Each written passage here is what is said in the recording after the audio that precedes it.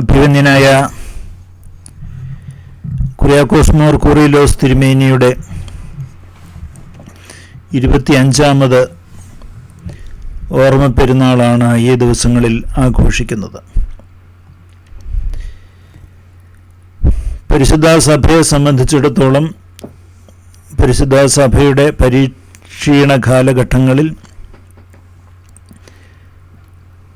വിശ്വാസ സമൂഹത്തിന് നേതൃത്വം നൽകുവാൻ തക്കവണ്ണം ദൈവത്താൽ അഭിഷിക്തനായ അദ്ദേഹം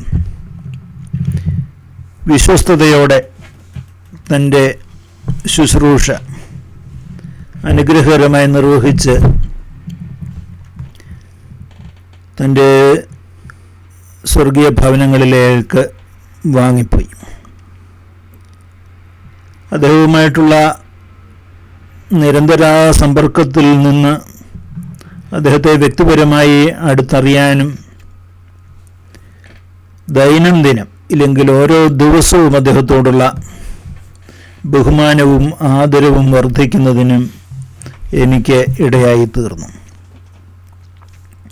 അനേക കാര്യങ്ങൾ എൻ്റെ മനസ്സിലുണ്ട്. എന്നിരുന്നാലും അദ്ദേഹവുമായി ബന്ധപ്പെട്ട ചില പരിശുദ്ധ സഭയ്ക്ക് വേണ്ടി ചെയ്ത ചില കാര്യങ്ങളാണ് ഇന്ന് ഈ സെഷനിൽ ഉദ്ദേശിക്കുന്നത്. പ്രത്യേകിച്ച് പരിശുദ്ധ സഭയുടെ കേസുമായി ബന്ധപ്പെട്ട അദ്ദേഹത്തിൻ്റെ സേവനങ്ങൾ. അദ്ദേഹം മെത്രാപ്പോലീത്തയായി വാഴിക്കപ്പെട്ടതിന് ശേഷം ആ സാഹചര്യം നമുക്ക് വളരെ കുറച്ച് പള്ളികൾ മാത്രമേ കൊല്ലം, നിരണം, തുമ്പോൺ ഭദ്രാസനങ്ങളിൽ നമ്മോടൊപ്പം നിന്നിരുന്നുള്ളൂ. അതുപോലെ തന്നെ വളരെ കുറച്ച് പട്ടക്കാരും മാത്രമേ നമ്മോടൊപ്പം നമ്മുടെ വിശ്വാസത്തിൽ നിലനിന്നുള്ളൂ. മിഖായേൽ തിരുമേനി പട്ടം കൊടുത്തവരും അവരുടെ പിൻഗാമികളുമായിട്ടുള്ള ദേവാലയങ്ങളും പട്ടക്കാരും അനേകം പേരും മറുഭാഗത്തേക്ക് ചേർന്ന് നിൽക്കുകയോ അല്ലെങ്കിൽ അവിടെ നിന്ന് വിട്ടുപോരാൻ മടിക്കുകയോ ചെയ്ത ഒരു സാഹചര്യമായിരുന്നു ഉണ്ടായിരുന്നത്. കാരണം പല പട്ടക്കാരെ സംബന്ധിച്ചിടത്തോളം സാമ്പത്തിക ഭദ്രത ഒരു വലിയ പ്രശ്നമായിരുന്നു. പലർക്കും വിട്ടെറിഞ്ഞു പോരാനായിട്ട് സാധിക്കത്തില്ലായിരുന്നു. അതിൻ്റെ ഒരു ഉദാഹരണം പറഞ്ഞാൽ, ഞാൻ ശമാശനായി കൂറിലോസ് തിരുമേനിയുടെ കൂടെ വന്ന് താമസിക്കുന്ന ആഴ്ചയിൽ എന്നെ തിരുമേനി കുണ്ടറയിൽ സക്രിയാച്ചൻ്റെ അടുക്കൽ ഒരു വിവരം പറയാനായിട്ട് എന്നെ പറഞ്ഞയച്ചു.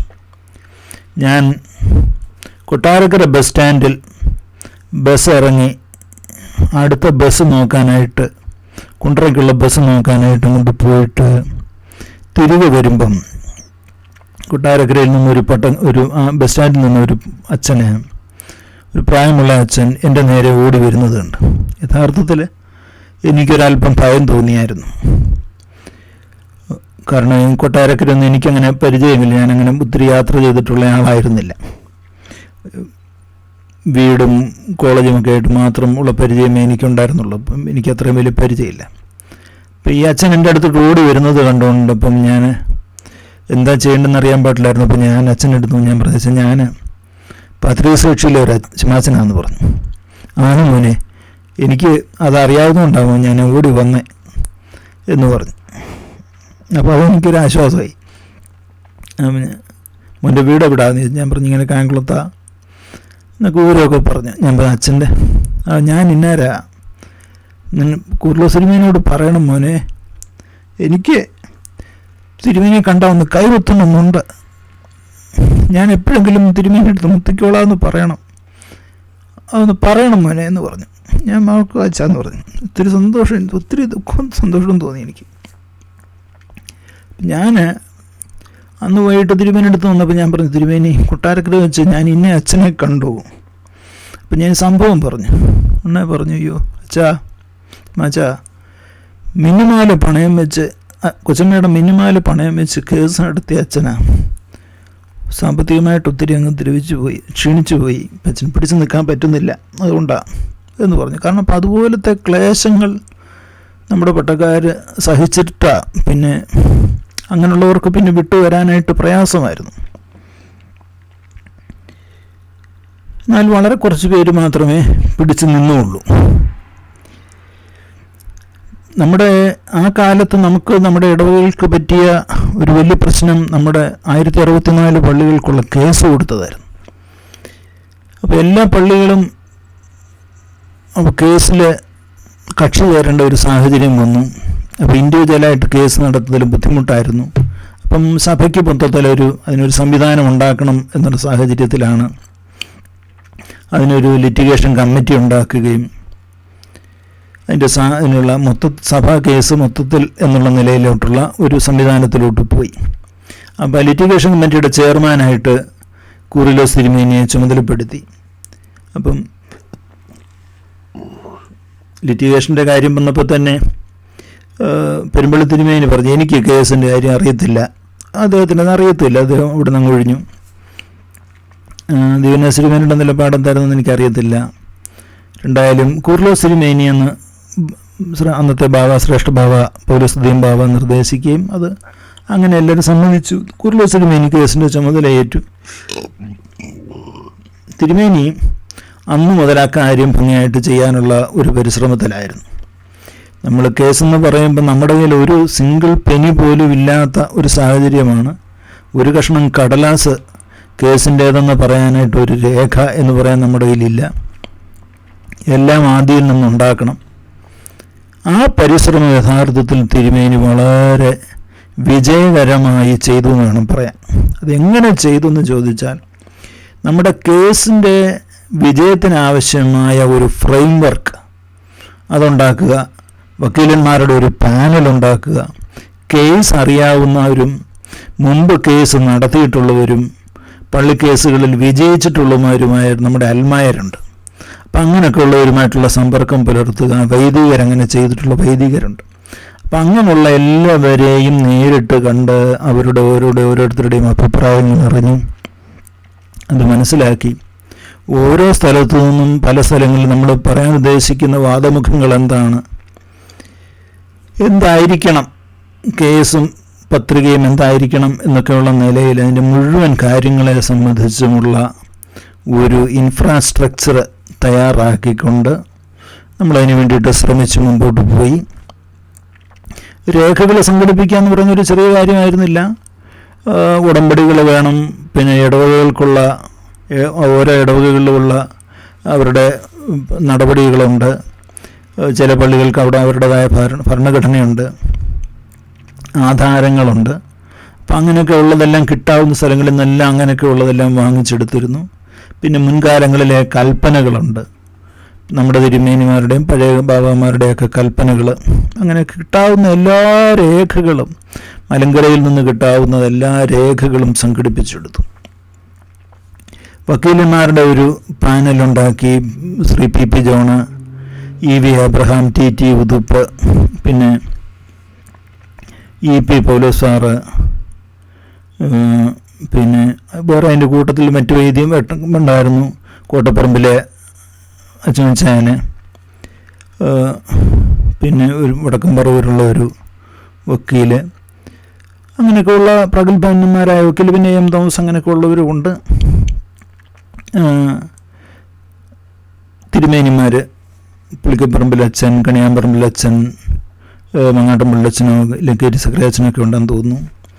എല്ലാവരും എനിക്ക് എൻ്റെ ഓർമ്മയിൽ ഇപ്പോൾ വരുന്നില്ല. അപ്പം അങ്ങനെയുള്ള ഒരു വലിയ പാനൽ തയ്യാറാക്കി അതിൻ്റെ ഡിസ്കഷൻസ് മിക്കവാറും എല്ലാ ആഴ്ചയിലും ഇല്ലെങ്കിൽ 2 ആഴ്ച കൂടുമ്പോഴേ അതിൻ്റെ ഡിസ്കഷൻസ് നടത്തി, മീറ്റിങ്ങുകൾ നടത്തി, വിശദമായിട്ടുള്ള നോട്ടുകൾ തയ്യാറാക്കി, ആ കാര്യങ്ങൾ എല്ലാം അതിന് വേണ്ടിയിട്ടുള്ള പരിശ്രമത്തിലായിരുന്നു. അപ്പം ഇതിനോടൊപ്പം വേണം ഇതിനു വേണ്ടിയിട്ടുള്ള പൈസ ചെലവ് സംഘടിപ്പിക്കാനായിട്ട്. അപ്പം അതിനുള്ള പണശേഖരണം കിട്ടാനായിട്ട് പല സ്ഥലങ്ങളിൽ നിന്നായിട്ട് യാത്ര ചെയ്തു. ആദ്യകാലങ്ങളിലൊക്കെ ദിവനാസ് തിരുമേനിയും കുർലോസ് തിരുമേനിയും നമ്മുടെ ബാവായിലെ പെരുമ്പള്ളി തിരുമേനിയും കൂടെ ഒക്കെ അങ്കമാലി ഭദ്രാസനത്തിലെ ചില ഭവനങ്ങളിലൊക്കെ പോവുകയും പള്ളികളിലൊക്കെ പോവുകയൊക്കെ ചെയ്തിരുന്നു. പിന്നെ കൊച്ചി ഭദ്രാസനത്തിലും കോട്ടയം ഭദ്രാസനത്തിലും അങ്ങനെയൊക്കെ ഉള്ളിടത്തുനിന്നേ കിട്ടാനുണ്ടായിരുന്നുള്ളൂ. കൊല്ലം ഭദ്രാസനത്തിൽ അങ്ങനെ കൊല്ലം നെടുമങ്ങാട് ഭദ്രാസനങ്ങളിൽ അങ്ങനെ നമ്മളെ പൈസ തന്ന് സഹായിക്കാൻ പറ്റിയ ഒത്തിരി ആളുകൾ അന്നുണ്ടായിരുന്നില്ല. എന്നാലും കിട്ടുന്ന സ്ഥലങ്ങളിൽ നിന്നെല്ലാം വേണ്ടത് കളക്ട് ചെയ്തിരുന്നു. അപ്പം അങ്ങനെ ഉള്ള ഒരു കാര്യങ്ങൾ ചെയ്യാവുന്നതൊക്കെ ചെയ്തു. സഭാചരിത്ര പുസ്തകങ്ങൾ, മിഖായൽ റാബയുടെയും മറ്റും സഭാചരിത്ര പുസ്തകം, അത് നമ്മൾ ഷീമയിൽ നിന്ന് പ്രത്യേകമായിട്ട് വരുത്തി അതിൻ്റെ 2 കോപ്പി ഇവിടെ കൊണ്ടുവന്നു.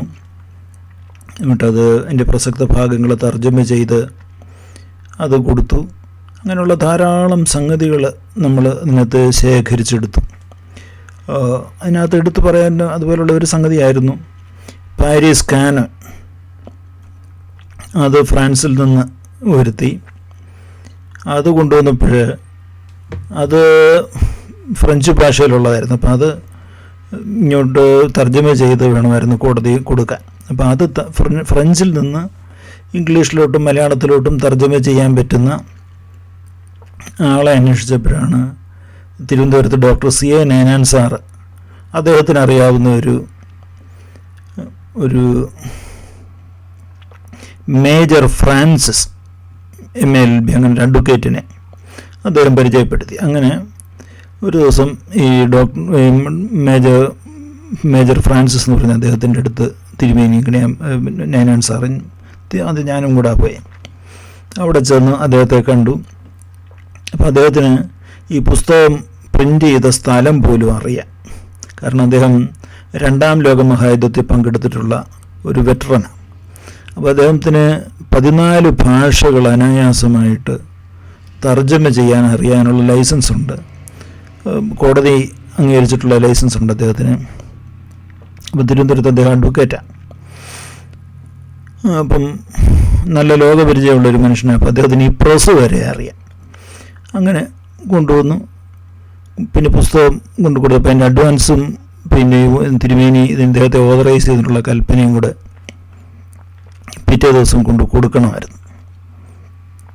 അപ്പം അങ്ങനെ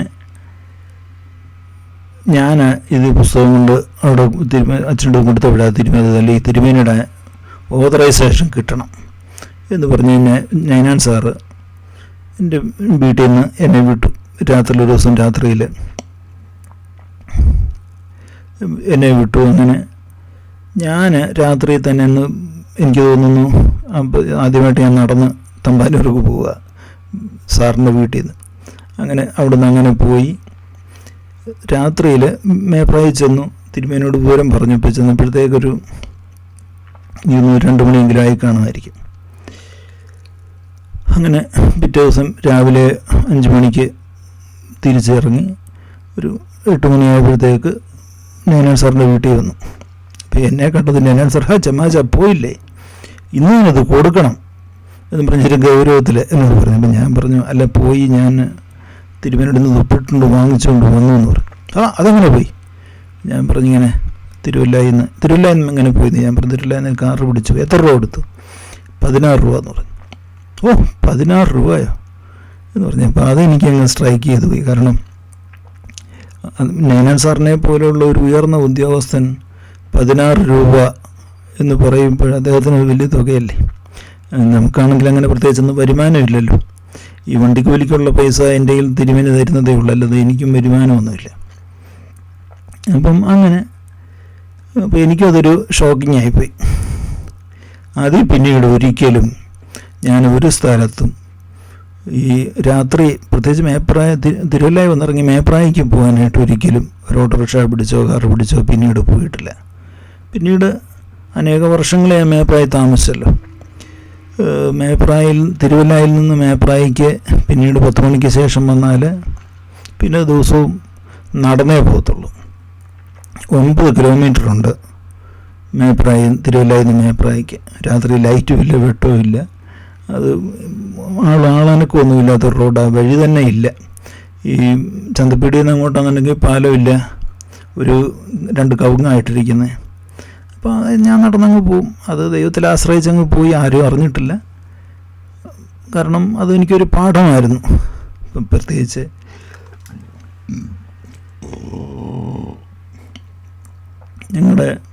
അക്കാലത്തെ ഞങ്ങളുടെ സാമ്പത്തിക ഞെരുക്കം അത്രത്തോളം വലുതായിരുന്നു. പിന്നീട് അന്നേരം ഒരിക്കലും അനാവശ്യമായിട്ടൊരു സ്ഥലത്ത് ഞാൻ അതിൽ ഓട്ടോറിക്ഷയിലോ ഇല്ലാതെയോ പോയിട്ടില്ല. പോകാവുന്ന എല്ലാ സ്ഥലത്തും നടന്നു തന്നെ പോകത്തുള്ളൂ. ദിവസവും യാത്രയുണ്ട്. അപ്പോൾ അങ്ങനെ ആ പുസ്തകം യഥാർത്ഥത്തിൽ ട്രാൻസ്ലേറ്റ് ചെയ്ത് വാങ്ങിക്കാൻ തന്നെ 13 പ്രാവശ്യം ഞാൻ തിരുവനന്തപുരം, എറണാകുളം, തിരുവല്ല അങ്ങനെ യാത്ര ചെയ്തിട്ടുണ്ട്. കാരണം അത്രയ്ക്ക് ടഫായിട്ടുള്ളൊരു ജോബായിരുന്നു അത്. കാരണം അത് കോടതിയുടെ ഇവിടുത്തെ വക്കീലന്മാരുടെയൊക്കെ അഭിപ്രായം അനുസരിച്ച് അതെല്ലാം പേപ്പർ വർക്കുകൾ ചെയ്തെടുക്കുക എന്നുള്ളത്. അതുപോലെ വളരെ ക്ലേശകരമായൊരു സാഹചര്യത്തിലാണ് നമ്മൾ ആ കേസിൻ്റെ റെക്കോർഡ് സംബന്ധമായ കാര്യങ്ങൾ കളക്ട് ചെയ്തുണ്ടാക്കി എടുത്തുകൊണ്ട് പോകുന്നത്. നമ്മുടെ നല്ലൊരു കളക്ഷൻ നമുക്കുണ്ടായിരുന്നു. അതുപോലെ വക്കീലന്മാരെ നമുക്ക് നന്നായിട്ട് പഠിപ്പിക്കാൻ പറ്റി. വളരെ വിദഗ്ധമായിട്ട് കേസ് പഠിപ്പിക്കാൻ പറ്റി. അതുകൊണ്ട് തന്നെ സ്പെഷ്യൽ കോടതിയിലെ പള്ളിക്കോടതി എന്നായിരുന്നു പിന്നെ കേസുകൾ ആ കോടതിക്ക് പറയുന്നത്. ആ പള്ളിക്കോടതിയിൽ നമ്മൾ അനുഗ്രഹകരമായ ഒരു വിജയം നേടാനായിട്ട് സാധിച്ചു. ആ കേസിൻ്റെ വിജയത്തിലെ ഏറ്റവും പ്രധാനപ്പെട്ട ഒരു സംഗതി കണിയാമ്പറമ്പിലച്ഛൻ്റെ റോളാണ്. കണിയാമ്പറമ്പിലച്ഛന് സ്വതവേ തന്നെ ഒരു വലിയ വിനയമുണ്ട്. വലിയ വിനയവും വലിയ ദൈവഭക്തിയുണ്ട്. അപ്പോൾ ആ വിനയവും ദൈവഭക്തി യഥാർത്ഥത്തിൽ ഈ വക്കീലന്മാരെയും കോടതിയെയും നല്ലപോലെ സ്വാധീനിച്ചു എന്ന് പറഞ്ഞാൽ അവർക്കത് അദ്ദേഹത്തിൻ്റെ രീതികൾ ഇഷ്ടമായിരുന്നു. അത് ഒത്തിരി അനുകൂലമായി നമുക്കൊരു അദ്ദേഹത്തോട് പെരുമാറാനായിട്ട് പറ്റി. അപ്പം ചില അവസരങ്ങളിൽ ഈ വക്കീലന്മാർക്കൊരു സ്വഭാവമുണ്ട്. അപ്പം അത് പ്രത്യേകിച്ച് മറുഭാഗത്തെ വക്കീലന്മാർക്ക് ഈ സാക്ഷിയെ ഒന്ന് ഹരാസ് ചെയ്ത് ഒന്ന് ക്ഷീണിപ്പിക്കുക എന്നൊരു തന്ത്രമുണ്ടായിരുന്നു. അപ്പോൾ അതിനുവേണ്ടി ഉള്ള നടപടികൾ നടന്നിരുന്നു. ഇപ്പം അവരുടെ പ്രധാനപ്പെട്ട വക്കീലന്മാരിൽ ഒരാൾ എം എ അബ്രഹാം, ഒന്ന് കെ ജോർജുമായിരുന്നു. അപ്പോൾ ഒരാളുടെ ലക്ഷണം എന്ന് പറഞ്ഞാൽ ഈ വേട്ടപ്പട്ടി ഇതിനെ കടിച്ചു കീറുന്ന തരത്തിലുള്ളതായിരുന്നു ഒരാളുടേത്. ഒരാൾ നയത്തിൽ ആക്രമിക്കുക എന്നുള്ളതായിരുന്നു ഒരാളുടെ നയം. അപ്പം അതിനകത്ത് ഒരു വക്കീലച്ഛനെ ആദ്യം ക്രോസൊക്കെ ചെയ്തപ്പോഴത്തേക്ക് നിങ്ങൾ എന്നൊക്കെ പറഞ്ഞ് വളരെ ആക്ഷേപിക്കുന്ന തരത്തിൽ കണിയാമ്പറമ്പിലച്ഛനോട് വളരെ റാഷായിട്ട് സംസാരിക്കുകയും ചോദിക്കുകയും ധിക്കാരത്തോടെ പെരുമാറുകയൊക്കെ ചെയ്യും. അവസാനം ജഡ്ജി തന്നെ ചോദിച്ചു, തൻ്റെ അപ്പൻ്റെ പ്രായമില്ലേയുള്ളൂ, കുറച്ച് മര്യാദയ്ക്ക് അദ്ദേഹത്തിൻ്റെ വിനയം കണ്ടിട്ട് മര്യാദയ്ക്ക് സംസാരിക്കും എന്ന് പറഞ്ഞു. അങ്ങനെ ആ ഒരു സന്ദർഭം അങ്ങ് തരണം ചെയ്തു. പിന്നെ മര്യാദയ്ക്കാണ് പിന്നെ പൊയ്ക്കൊണ്ടിരുന്നത്. അപ്പോൾ അങ്ങനെയൊക്കെ പോയി. അപ്പോൾ കണിയാമ്പറമ്പിലച്ഛനാണെങ്കിലും ഈ ഇടയ്ക്കിടയ്ക്ക് മൂക്കിപ്പിടി വലിക്കണം. അപ്പോൾ ഈ സാക്ഷി പറയുന്നതിൻ്റെ ഇടയ്ക്കും ചിലപ്പോൾ പുള്ളിക്കൊന്ന് ഭരിക്കണമെന്ന്. അപ്പോൾ ഒരു ദിവസം ഈ എന്തോ ഒരു ചോദ്യം ചോദിച്ചുകൊണ്ടിരിക്കുമ്പോൾ അച്ഛനെ ഈ മൂക്കിപ്പിടിക്ക് വേണ്ടിയിട്ട് ഇങ്ങനെ പോക്കറ്റിൽ ഇങ്ങനെ ഇപ്പോൾ കൈ വിറയുണ്ടല്ലോ, അപ്പോൾ ഈ പോക്കറ്റിൽ കിടക്കുന്ന സാധനം അച്ഛന് കയ്യിലെടുക്കാൻ ബുദ്ധിമുട്ട് വന്നു. അതോ മറന്നുപോയി, എന്തോലും തപ്പിയെടുത്തിട്ട് രണ്ട് പോക്കറ്റിൽ ഇങ്ങനെ തപ്പുക. അപ്പോൾ അത് കണ്ടുകൊണ്ട് ഈ കെ ജോർജ്, അപ്പോൾ അഡ്വക്കേറ്റ് കെ ജോർജിൻ്റെ കയ്യിൽ മൂക്കിപ്പിടിയുണ്ട്. പുള്ളി പെട്ടെന്ന്, അപ്പോൾ ഈ ആദ്യത്തെ ദിവസം ഈ അച്ഛൻ ജഡ്ജിയോട് ചോദിച്ചായിരുന്നു, എനിക്ക് ഞാൻ മൂക്കിപ്പിടി വലിച്ചോട്ടെ എന്ന്. അപ്പോൾ അങ്ങ് ഇഷ്ടംപോലെ വലിച്ചോട്ടെ എന്ന് കോടതി മറുപടിയും പറഞ്ഞു. അപ്പോൾ ഈ കെ ജോർജ് അദ്ദേഹത്തിൻ്റെ കയ്യിൽ നിന്ന് മൂക്കിപ്പൊടി കുപ്പി എടുത്ത് അച്ഛന് കൊടുത്തു. അങ്ങനെ വെച്ച് വലിക്കും. പിന്നെ ഈ പലപ്പോഴും അച്ഛൻ തന്നെ ഈ ജോർജിൻ്റെ ഈ കൂട്ടി കയറുന്നതിന് മുമ്പേ ജോർജിൻ്റെ ഒരു ഇച്ചിരി മൂക്കിപ്പിടി വാങ്ങിച്ച് വലിച്ചേച്ചേ കയറുന്നു. അങ്ങനെയൊക്കെയുള്ള രസങ്ങളുണ്ടായിരുന്നു. എന്നാലും സാക്ഷ്യം കയറുമ്പോൾ രണ്ടും കൂടെ മനസ്സിലാവാം. അപ്പം അങ്ങനെ ഒരു അച്ഛൻ്റെ ഒരു ദൈവാധീനം എന്ന് പറയുന്നത് ഈ ഇവരുടെ ഒരു തന്ത്രം എന്ന് പറയുന്നത് നമ്മൾ വളരെ പ്രധാനപ്പെട്ടതൊന്നും ചോദിക്കുന്നില്ല, നമുക്ക് തീരെ അപ്രധാനമെന്ന് തോന്നുന്ന ചില സംഗതികളൊക്കെ ഇവർ കുടഞ്ഞിടും. എന്നിട്ടത് ഫോളോ ചെയ്യത്തില്ല. ആ ഒരു 1-2 ചോദ്യം ചോദിച്ചിട്ട് ആ വിഷയം അങ്ങ് വിടും. അപ്പോൾ പിന്നെ നമ്മളതങ്ങ് തള്ളിക്കളയും. അതായിരുന്നു ഒരു രീതി. അപ്പം അത് കഴിഞ്ഞിട്ട് പിന്നെ 2, 3, 4 ദിവസം കഴിയുമ്പോൾ പിന്നെ എപ്പോഴെങ്കിലും ഇത് എടുത്തിട്ട് ഒരു കളക്കൂടെ കളയ്ക്കും. അങ്ങനൊരു തന്ത്രമായിരുന്നു മെത്രാൻകക്ഷിക്കാർ സ്വീകരിച്ചത്. അപ്പം കണിയാമ്പറമ്പലച്ഛൻ്റെ ഒരു വിളവ് ഇവർക്ക് പിടികിട്ടിയില്ല. അതുകൊണ്ട് കണിയാമ്പറമ്പലച്ഛൻ്റെ കയ്യിലൊരു സാധനം കിട്ടിയാൽ അച്ഛൻ അതിൻ്റെ ചെവിട് വരെ പോകുന്നതായിരുന്നു. അപ്പം ഇവരൊരു ചോദ്യം ചോദിച്ചാലുടൻ കണിയാമ്പറമ്പലച്ഛൻ അതിൻ്റെ അടിത്തട്ട് വരും തപ്പും. അത് എന്താണ് ഇതിനുള്ള എന്നൊക്കെ. അപ്പം അത് അവർക്ക് പിടികിട്ടിയില്ല. ഈ കേസിൻ്റെ അവസാനം വരെയും അവർക്കത് പിടികിട്ടിയില്ലായിരുന്നു. അപ്പം അത് നമുക്കൊരു ദൈവാധീനം പറ്റിയത് ഇവരൊരു ചോദ്യം ചോദിച്ചു കഴിഞ്ഞാൽ അഥവാ അച്ഛന് മറുപടി അന്നേരം പറയാൻ പറ്റിയില്ലെങ്കിൽ പോലും നമ്മുടെ ദൈവാധീനം കൊണ്ട് ഇവർ വീണ്ടും ഇത് ചോദിക്കുകയും അച്ഛനപ്പോഴത്തേക്ക് ഈ സബ്ജക്റ്റ് നല്ലപോലെ പഠിച്ചിരുന്ന് നല്ല ഏറ്റവും മറുപടി കൊണ്ട് കൊടുക്കും. അങ്ങനെ നല്ല അനേകം സന്ദർഭങ്ങൾ അങ്ങനെ കൊടുക്കാൻ പറ്റിയിട്ടുണ്ട്. അപ്പം അങ്ങനെ കിട്ടിയ ഒരു സന്ദർഭമായിരുന്നു. എന്തോ ഒരു ചോദ്യം ചോദിച്ചപ്പോഴാണ് അച്ഛൻ്റെ ഒരു മറുപടി 3 മണിക്കൂർ നീണ്ടു നിൽക്കുന്ന ഒരു മറുപടി അച്ഛൻ പറയാനിടയായത്. അത് യഥാർത്ഥത്തിൽ ലോക ചരിത്രത്തിലെ സാക്ഷിമൊഴികളിലെ ഏറ്റവും ദൈർഘ്യമേറിയ സാക്ഷിമൊഴിയായിരിക്കും കണിയാമ്പറമ്പലച്ഛൻ്റെ സാക്ഷിമൊഴി. ഏതാണ്ട് 90 ദിവസത്തോളം ഈ അച്ഛൻ്റെ സാക്ഷിമൊഴി ഉണ്ടായിരുന്നു. അത് വളരെ ഗംഭീരമായിട്ട് അതങ്ങ് നടന്നുപോയി. പിന്നെ നമുക്ക് മറ്റൊരു അനുകൂല ഘടകം പറ്റിയത് അവർ കൊണ്ടുവച്ച പ്രധാനപ്പെട്ട സാക്ഷി വട്ടക്കുന്നിലെ ബാബ ആയിരുന്നു എന്നുള്ളതാണ്. യഥാർത്ഥ അത്രയും എന്നാൽ അതിന് പകരം കൊല്ലംകൂറിലെ സിനിമ ആയിരുന്നെങ്കിൽ അത്രയും പറ്റത്തില്ല. കാരണം അദ്ദേഹം സൂത്രക്കാരനായിരുന്നു. ഈ വട്ടക്കുന്നിലെ ബാബ ആയിരുന്നുകൊണ്ട് ഒരു ഗുണം പറ്റി. ഈ വട്ടക്കുന്നിലെ ബാബ അതിബുദ്ധിമായ, പക്ഷേ പുള്ളി തന്ത്രപൂർവ്വം ചില സമയത്ത് മറുപടി പറയാൻ വേണ്ടി ശ്രമിച്ച് കുഴി വീഴും. അപ്പോൾ അങ്ങനെയൊക്കെ ഉള്ളതുകൊണ്ട് അത് നമുക്കൊരു നല്ല അനുകൂല ഘടകമായിരുന്നു ഒരു വട്ടക്കുന്നിലെ ബാബയെ നിർത്തിയത്. പിന്നെ അവരുടെ ഒരു ശക്തനായ സാക്ഷിയായിരുന്നു മണലച്ഛൻ. വളരെ വിദഗ്ധനായ ഒരു മനുഷ്യനാണ്. കേസ് നല്ല പഠിച്ചിട്ടുള്ള ഒരു നല്ല ശേഷിയുള്ള പട്ടക്കാരനാണ്. അപ്പം നമുക്കും അതൊരു നല്ല അനുകൂലമായൊരു സന്ദർഭമായിരുന്നു. അത് കണിയാമ്പറമ്പലച്ഛൻ്റെ ആ ഒരു അറിവും പാണ്ഡിത്യവും ജ്ഞാനവും അതെന്ന് പറയുമ്പം കോടതിയിലൊക്കെ സുറിയാനി പുസ്തകം എടുത്ത് കയ്യിലോട്ട് കൊടുക്കുമ്പം അത് എടുത്തു വെച്ചാൽ സുന്ദരമായിട്ട് അന്നേരം തന്നെ ഇംഗ്ലീഷിലും മലയാളത്തിലും അത് തർജ്ജമ ചെയ്ത് കൊടുക്കാൻ പറ്റും. അത് തന്നെയല്ല, ഇവർ ചിലതൊക്കെ കൊണ്ടുവന്ന് കൊടുക്കുമ്പോൾ അതിൻ്റെ കൊനഷ്ടം എന്താണെന്നുള്ളത് ചേർത്ത് തിരിച്ച് പറയാനായിട്ട് ഒക്കെ പറ്റുമായിരുന്നതാണ്. ഈ സുറിയാനി ഭാഷയ്ക്കുള്ളൊരു പ്രത്യേകത, ഈ നല്ല വൈദഗ്ധ്യമുള്ളവർ തർജ്ജമ ചെയ്തില്ലെങ്കിൽ പെശകും. അപ്പം അങ്ങനെ ഇവർ ദുർവ്യാഖ്യാനം ചെയ്ത് കൊണ്ടുവരാൻ പറ്റുന്ന ചില സാധനങ്ങൾ വരുമ്പോൾ അച്ഛനത് തന്ത്രപൂർവ്വം അത് തർജ്ജമ ചെയ്തതിൻ്റെ ഗ്രാമർ സഹിതമൊക്കെ പറയാനായിട്ടൊക്കെ പറ്റിക്കും. അങ്ങനെ അച്ഛൻ്റെ ആ ഒരു പാണ്ഡിത്യം, അച്ഛൻ്റെ വിനയം അത് നമുക്ക് വളരെയേറെ പ്രയോജനം ചെയ്തു. അച്ഛൻ്റെ അറിവ് നമുക്കൊത്തിരി പ്രയോജനം ചെയ്തു, ദൈവാധീനം പ്രയോജനം ചെയ്തു.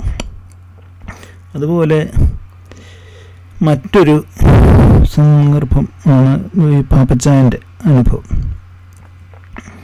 പാപ്പച്ചായനെ നമുക്ക് കേസിൻ്റെ കാര്യത്തിൽ കിട്ടിയതൊരു വലിയ സംഗതിയായിരുന്നു. കാരണം പാപ്പച്ചായൻ എന്ന് പറയുന്നത് യഥാർത്ഥത്തിലൊരു ദൈവപുരുഷനാണ്. ചെങ്ങളം കളപ്പരയ്ക്കൽ ഫിലിപ്പോസച്ചൻ്റെ മകന നെയ്ച്ചേരിലെ പാപ്പച്ചായൻ എന്ന് പറയും. NB ചാക്കോ നെയ്ച്ചേരിൽ യഥാർത്ഥത്തിൽ വിശുദ്ധനായൊരു മനുഷ്യനായിരുന്നു. അപ്പം KSRTCയിലെ ചീഫ് അക്കൗണ്ടൻ്റ് ആയിരുന്നു അദ്ദേഹം. ഇപ്പോൾ റിട്ടയർ ചെയ്യുന്നതിന് മുമ്പായിരുന്നു ഇപ്പോൾ നമ്മുടെ ഈ കേസൊക്കെ തുടങ്ങുന്ന സമയം.